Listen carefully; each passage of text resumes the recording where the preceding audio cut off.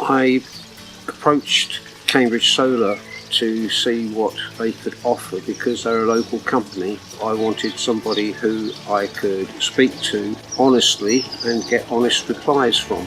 I've always had a preference for dealing with smaller local businesses anyway, because it means you're more likely to be dealing with the person that actually owns and runs the businesses. And from the first contact that I had with Cambridge Solar right through the whole process, the decision that I made was justified, I think.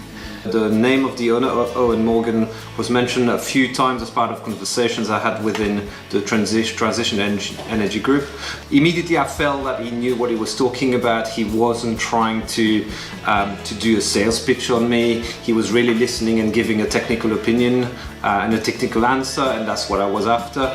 From that point on, I didn't go and do comparison with other vendors because I thought that's the right type of person I want to work with. I'm going to have a trusted advisor if I selected Cambridge Solar.